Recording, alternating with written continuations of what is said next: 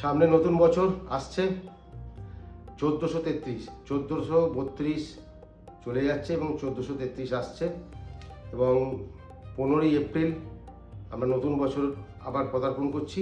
তো এই নতুন বছরের জন্য আপনাদের বলবো, আপনারা অবশ্যই সকালবেলায় যদি পারেন গঙ্গায় গিয়ে স্নান করতে তো গঙ্গায় স্নান করবেন, যদি না পারেন অন্তত যখন চান করবেন চানের জলেতে একটু গঙ্গার জল মিশিয়ে নিয়ে চান করবেন এবং তারপরে একটি জবা ফুল হাতে নিয়ে অবশ্যই পূর্ব দিকে মুখ করে সূর্য প্রণাম করবেন এবং যারা সূর্য প্রণাম মন্ত্র জানেন তারা সূর্য প্রণাম মন্ত্র করবেন, নাহলে সূর্য প্রণাম করবেন এবং 9টি ভিক্ষুককে দান করুন। তার মধ্যে অবশ্যই দেখবেন যদি 3টে শিশু থাকে, 3টে শিশু অন্তত থাকে।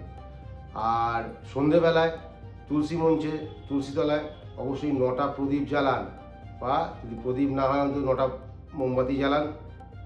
দেখবেন, আশা করি আপনাদের এই বছরটা খুব ভালো যাবে এবং নতুন বছরের জন্য সৌমাচার্যের তরফ থেকে সবাইকে শুভেচ্ছা।